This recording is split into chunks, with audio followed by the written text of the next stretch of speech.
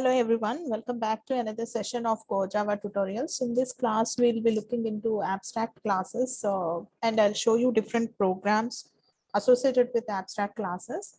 So what is an abstract class? Sometimes maybe you want to define a superclass that declares the structure of a given abstraction without providing a complete implementation of every method. So maybe the superclass cannot create a meaningful implementation for a method. So in that case, like the subclass need to fill in the details. So the superclass will be defining the generalized form of the methods, and the subclass need to fill in the details in itself. So such kind of classes are called as abstract classes, and we need to associate it with the abstract keyword. So when a class is having at least one abstract method, then the class need to be made as abstract class. So say for example, I'm having a class which is figure. So I have a class figure, and inside this class, I'm having certain dimensions. So I'm saying dimension 1 and dimension 2. I don't know what is the figure, but we know that the figure is having 2 dimensions. So dimension 1 and 2. So here one important point is an abstract class can have variables, and these variables should not be declared as abstract. Okay, so we'll not be having an abstract variables. So they will be the variables can be final or non-final, static or non-static. It can be any kind of variables. So inside this figure, I'm having one method which is area, and so the superclass will not be able to provide any proper implementation for this method. So I'm not giving any implementation for this method. I just put a semicolon at the end, making it as an abstract method. So to show that it is an abstract method, I should prefix it with an abstract keyword. And also at this particular position, after this parenthesis, after the parameters list end, I have to put a semicolon. Okay, so but for the concrete method, what we generally do is say I'm having a method m1. So I'll be having an open bracket and close bracket. Within this open bracket and close bracket, this is considered to be the body of the method, and within this I'll be giving the implementation of this. Such kind of methods with the implementation are called as the concrete methods. So this is a concrete method, and the method here without the body is considered to be an abstract method. Okay, so this is an abstract method. When in a class, so here there is a class figure. So this figure is having one abstract method and one concrete method. So it is totally valid, it is acceptable. But one thing that we need to do is whenever it is having an abstract method in it, okay, so at least one abstract method, then the class also need to be made as abstract. So I have put an abstract keyword here before the class keyword. So before the class keyword, I have put an abstract, making it an abstract class. So an abstract class is something which will be having variables, but the variables should not be static. So you should not associate their non-abstract variables. So if you are putting abstract keyword before the variables, it becomes data members, it becomes invalid. Only the methods and the class need to be abstract. And also we can also have concrete methods inside the class. So I'm just giving some implementation. So I'm saying system.out.println. I'm saying m1 of class figure. Okay, fine. So here m1 is a concrete method, and area is the abstract method.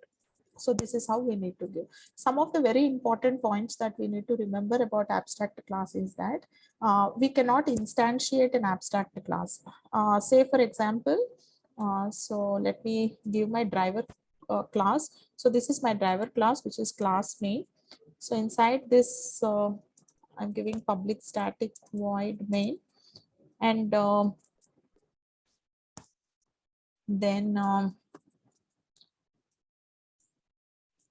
I would like to create an instance of this figure class, and remember that this figure class is an abstract class. So I said figure f is equal to new figure, And let us try to execute this and see. Okay, so I'm hitting on the run button.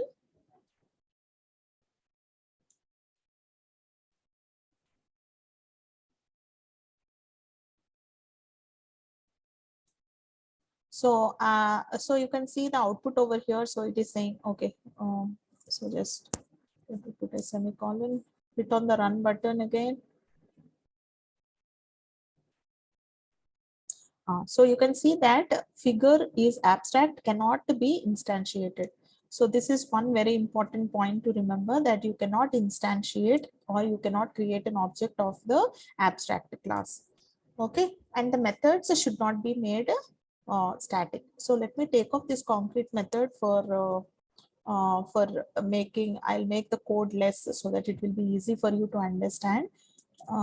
So before this particular area, so I'll make it as a static method. So I'm saying abstract a static void area, and let me hit the run button and see what will be the result of it. So you can see that illegal combination of modifiers. So you can see that here in the output.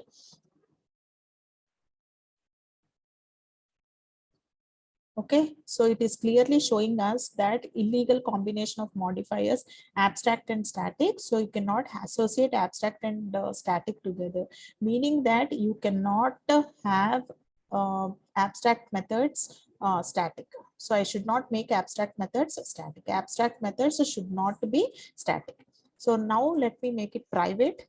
Okay, so private, I said abstract private void area. So I made the abstract method as a private.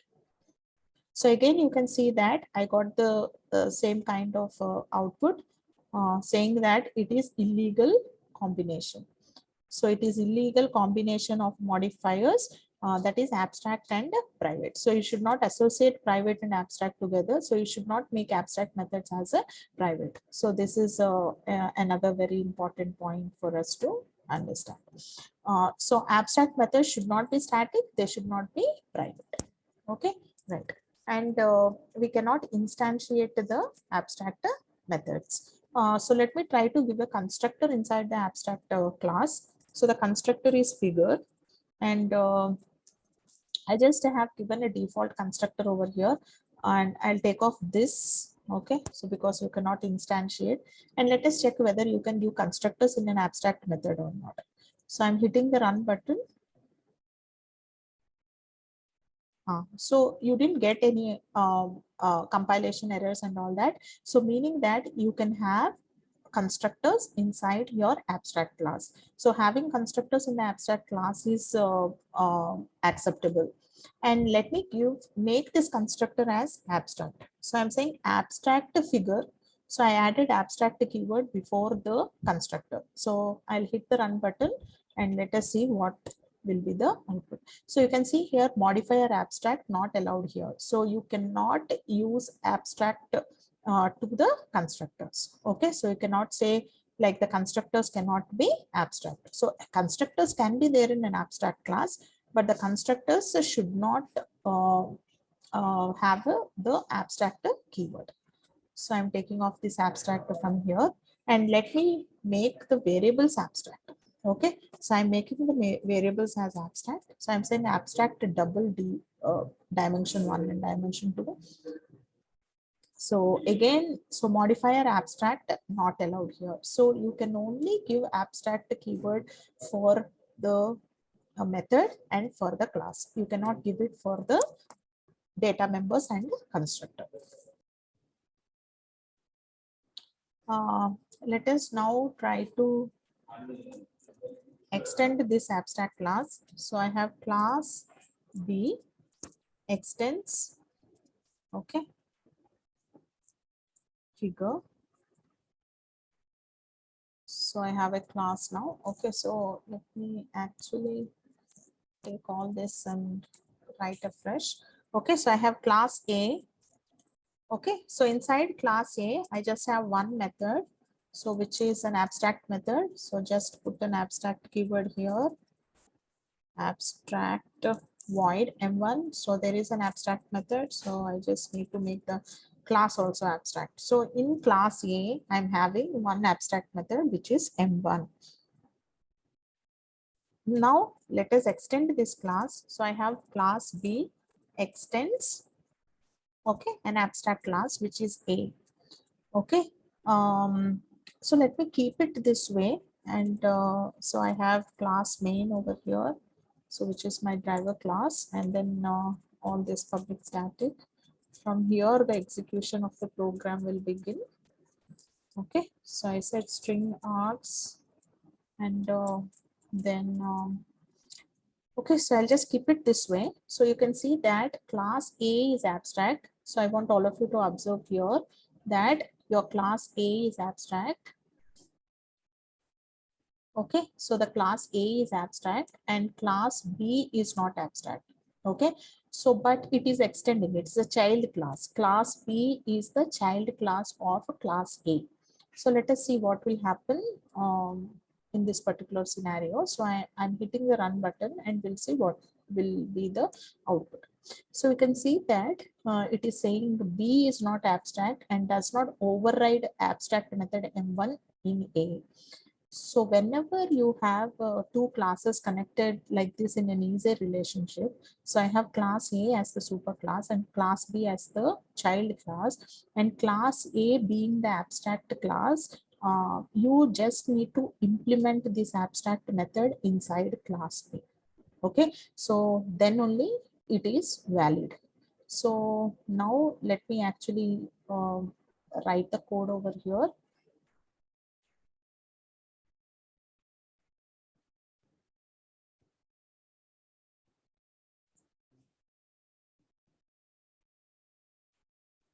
So let me implement that. So it is void M1. Okay. So I'm just writing system dot out dot println. So which is in B M1. Okay. So in B M1. So now actually the code will execute for me and I will not have any errors. So let me run this. So you can see that there are no errors. Okay, so the reason is that because the class B have implemented the abstract method that is there in that was declared in class A. Okay, so now if I create an instance of class B, so I'm saying B obj is equal to new B. Okay, so I'm saying obj dot M1. So I just want to execute M1. I invoked the method M1, so in B M1. So now the code is absolutely fine. And say for example, class B do not. So I'm removing this M1 method from class B. So class B do not want to implement the method of class A, but it is a child of class A. In that case, what we can do is we can make a class B abstract class. So when you make class B an abstract class, so I have removed the instant because abstract classes cannot be instantiated, so you cannot instantiate class B as well. Okay, but I said class A or abstract class A and abstract class B extends A, and B is not implementing M1, so this is totally fine. Okay, because we have made class B as an abstract class, so you can see that it is not generating me any errors. Now say for example, inside class A, inside class A, I have M1, and inside class B, I have M2. Okay, so I have M2 abstract methods. Okay, so inside class A, I have M1 abstract method. Inside class B, I have M2 abstract method. Okay, so let me run this. Okay, fine, no errors. Okay, so syntactically it is correct. Now I have another class C extends class B. Okay, fine. Now you can see that it is a multi-level inheritance. Okay, B is a child of subclass of A and C is the subclass of B. Okay, so it is in multi-level inheritance, and class C over here is the concrete class. So since this class C is the concrete class, it needs to implement the methods that are there in all its super classes, which are abstract classes. So let me run this and show you. I'll be getting an error. So I'll be getting a compiled time error. So it is saying C is not abstract and does not override abstract method M2 in B. So first thing is I need to override the abstract method M2. So I'm giving an implementation over here in class C. So M2 system dot okay dot println. So I'm saying M2 in class C. Okay, right. So I have implemented M2 from class B in C. Let me see like whether this will execute or not. So this again will not execute because A is also grandparent of C and it is an abstract class, and I also need to implement M1 in C. Okay, so let me implement M1 again in C. Okay, so this is M1 and M1 in C. Okay, so now that I have implemented all these methods in C, now let me execute this and show you. So syntactically, it is now correct. So I did not get any errors. Now I can create an object of C and access it. So whenever you're having a multi-level inheritance like this, and all the above parents are abstract classes, then the concrete bottommost class need to implement all the abstract methods that are there in its parents. Okay, so it is C and then obj dot m1 and obj dot m2. Okay, right. So when I execute, I'll be getting m1 in C and m2 in C. So you can see the output over here, m1 in C and m2 in C. Say for example, in class B. So I hope everybody is following me. And say for example, in class B, there is implementation of M1. Okay, so I'm putting this implementation in M1 and there is only one abstract method in M2. Okay, so now let me show you the output of this. Okay, so let me run and show you the output of this.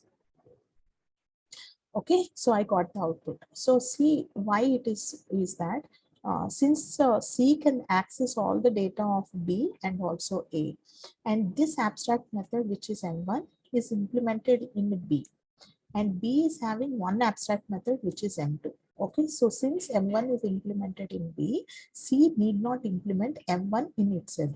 Okay, and since C is the child of B, C can access the methods that are there in B directly. Okay, so because it's a child of B, it can inherit all the traits of its parent classes.